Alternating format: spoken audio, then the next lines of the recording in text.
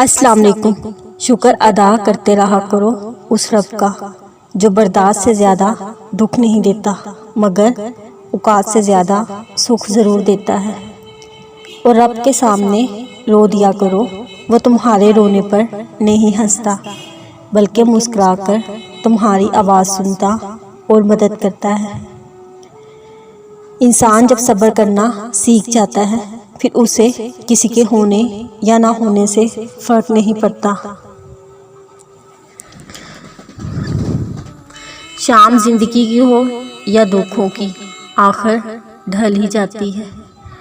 گھڑی کی سوئی اوقات بتاتی ہے، انسانی جسم بھی ایک گھڑی ہے اور زبان اس کی سوئی ہے جو بندے کی اوقات بتاتی ہے۔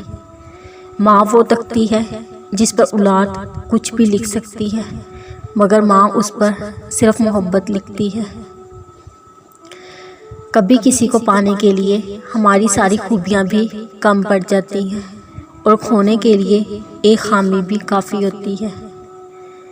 لوہا نرم ہو کر اوزار، سونا نرم ہو کر زیور، مٹی نرم ہو کر کھیت اور آٹا نرم ہو کر روٹی بنتی ہے، اسی طرح انسان دل کا نرم ہو کر ولی اور عارف بنتا ہے۔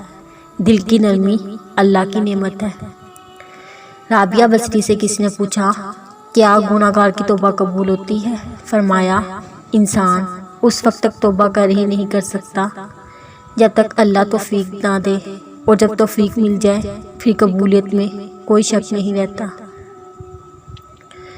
عہدے اور دولت انسان کو عارضی طور پر بڑا کرتے ہیں لیکن انسانیت اور اچھے اخلاق انسان کو ہمیشہ بلند درجے پر رکھتے ہیں۔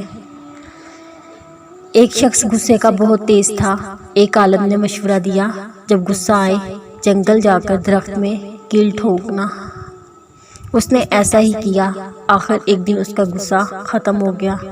اس نے عالم کو بتایا، عالم نے کہا، اب اس درخت سے کیلیں نکال لو۔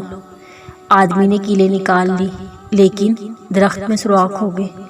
عالم نے کہا، یہ وہ سوراخ ہے جو تم غصے کی حالت میں لوگوں کے دلوں میں کرتے تھے۔ اپنی غلطی کا اعتراف کر لینا ایک بہترین خصوصیت ہے، اس سے نفس میں عاجزی پروان چڑھتی ہے اور تکبر کمزور ہوتا ہے۔ رابطے بتا دیتے ہیں کہ دل میں کتنی قدر ہے، ورنہ کہنے کو تو سبھی اپنے ہوتے ہیں۔ جب کسی کام میں اچھے برے کی پہچان نہ رہے تو آغاز کو دیکھ کر انجام کو پہچان لینا چاہیے۔ بیٹے کو اتنا پڑھاؤ کہ جہیز مانگنے کی ضرورت نہ پڑے، بیٹی کو اتنا پڑھاؤ کہ جہیز دینے کی ضرورت نہ پڑے۔